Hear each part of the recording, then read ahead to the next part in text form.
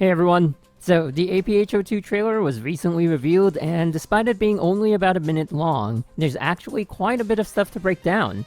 And that's what we're here to do. We start the trailer with Carol saying please don't die.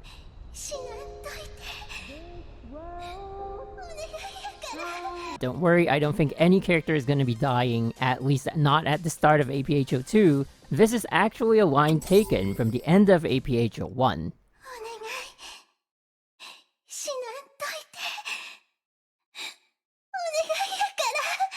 We were told in aPHO1 that May's team, or according to the word they use, squad, is actually Squad 3.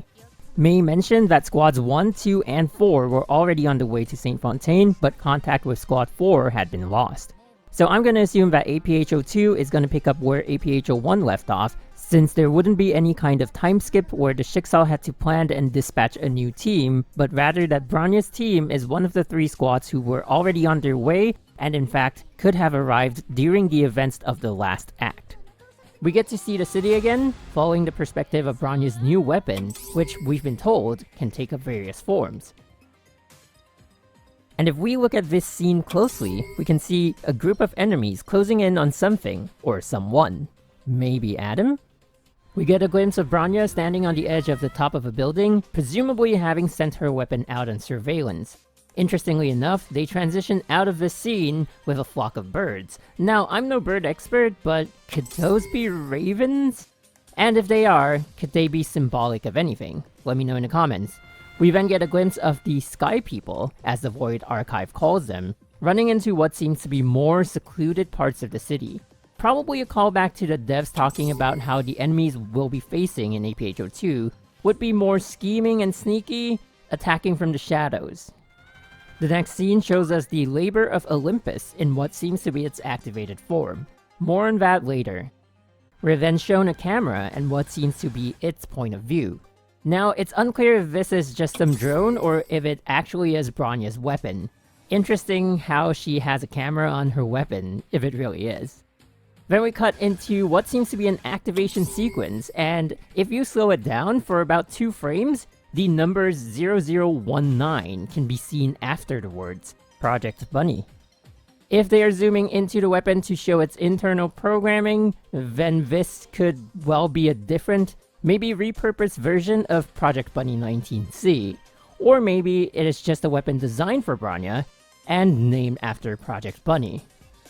We are then shown a bunch of fools. No kidding, they're literally named Code Zero, the Fool. One of them leaps forward and we see Adam preparing to attack. Notice how he doesn't have the Honkai corruption markings on him in this scene.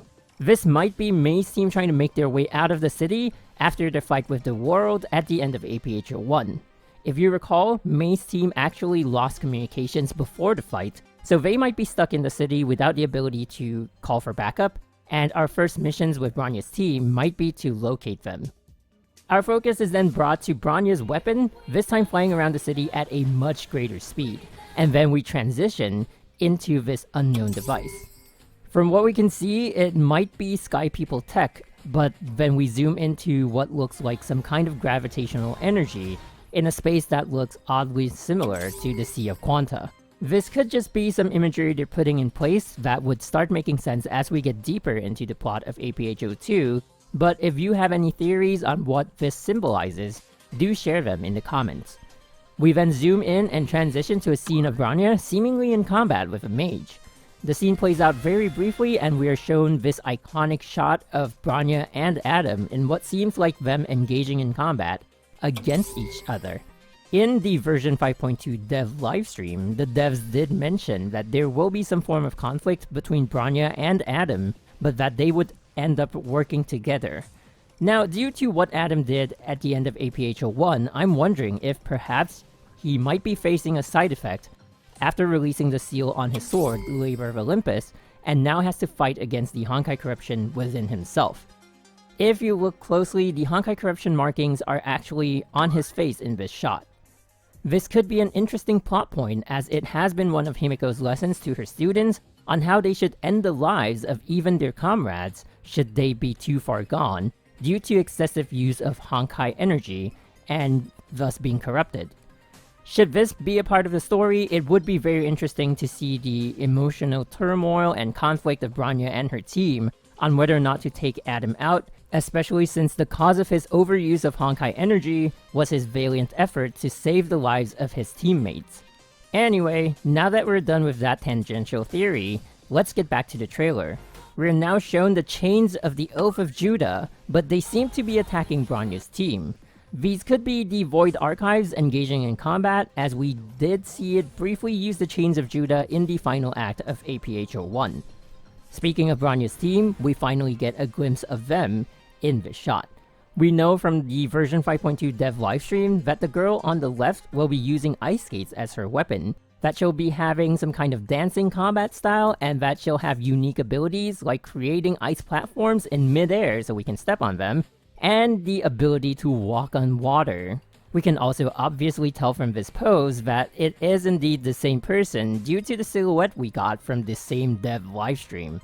The other member on the right, however, we received no information about, and it seems like we're purposely being kept in suspense when it comes to this person's identity. So we'll leave further discussion on these two till after we're done with the trailer breakdown. We then transition into the scene where a new and actually pretty scary enemy is shown charging towards us. There are very subtle design similarities to Husk, a not-so-beloved boss in the Abyss stages, so maybe they put it there to evoke some emotional response.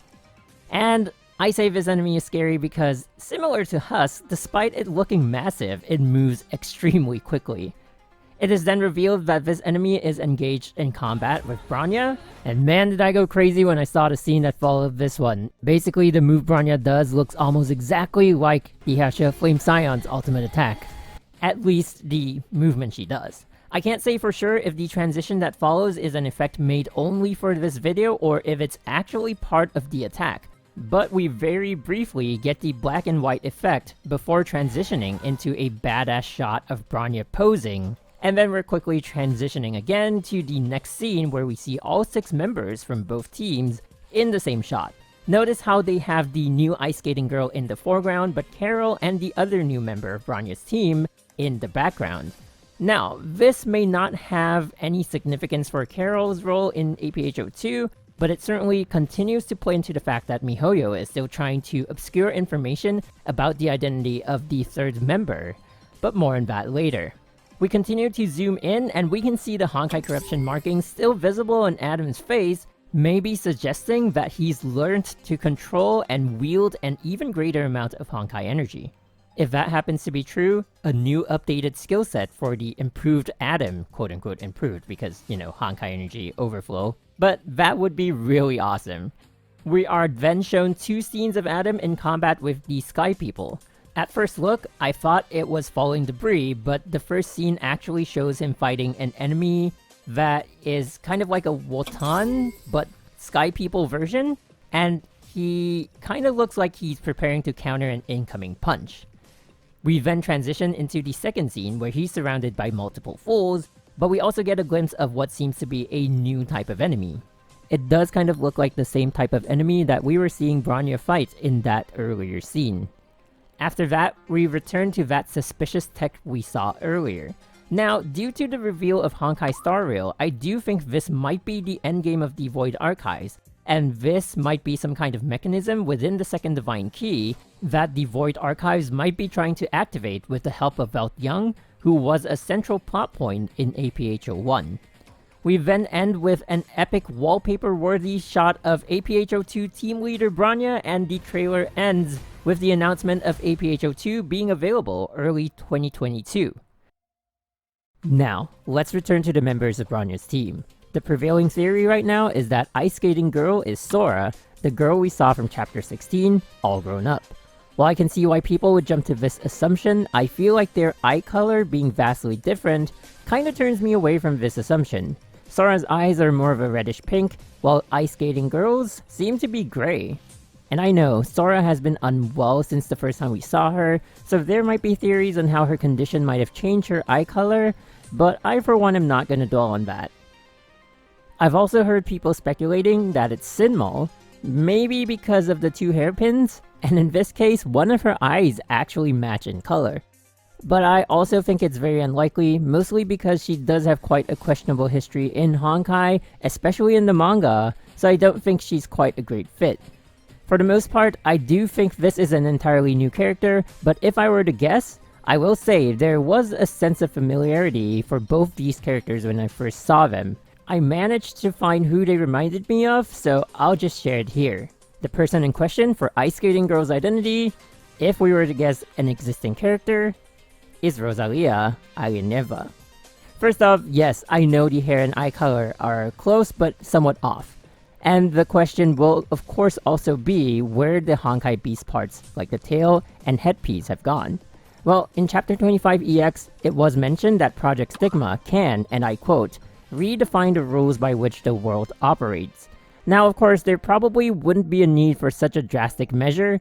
Within the years leading up to aPHO, there could have been just surgery or a new way developed to remove or separate the Honkai powers from her. So we're just gonna look past that for a bit, right? Because we really don't know what happens in the time skip. Let's see why Rosalia comes to mind. First off, Ice Skating Girl wears only one earring. Now, I know Durandal does that too, but the earring on Ice Skating Girl's ear is very similar to that of the Alieneva twins. The difference, however, is that she's wearing it on her right ear, when in the case of the Alieneva twins, Rosalia wears hers on her left ear, while Lilia is the one to wear it on the right ear. I don't know if that's helping my case or not, but from what little we can see of that earring, it kind of just reminds me of that. Next up, the outfit actually bears some resemblance in design. Rosalia's is more of a... I have no idea what this is. A 20% of a t-shirt maybe? But Ice Skating Girl wears a bodysuit, and they both have a kind of outerwear-ish design, not to mention the overall flowery aesthetic and the leggings.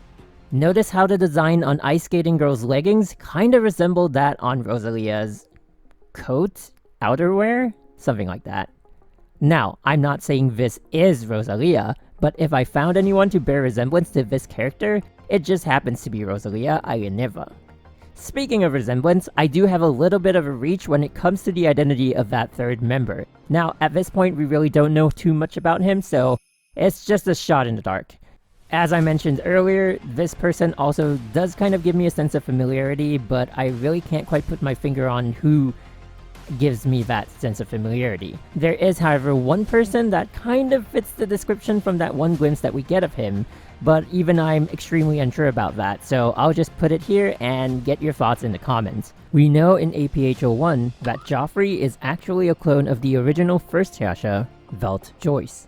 This shows that cloning tech not only exists, but is able to even clone the Hyasha powers of the original subject. What if, somewhere, there was actually a clone of Kevin? With that one glimpse of the character that we have, Kevin is pretty much the only existing character he resembles. That paired with the fact that MiHoYo is obscuring information about this character kind of makes me feel that way, but on another level, I just think they're not releasing all the information at once, so we don't get a huge info dump and lose the hype from there, but instead still have more aPHO 2 news to gradually release and keep the hype up until the actual release of the chapter. I do think that's more likely. I do think he is, or actually the both of them are new characters entirely, but if we're speculating, those are my two picks. However, do let me know what you guys think in the comment section down below. If you have any additional points you think you might have, please share them as well. And with that, we're done with my breakdown on the aPHO 2 trailer. Thank you guys for watching. This has been MG. I'll see you guys soon. Bye bye.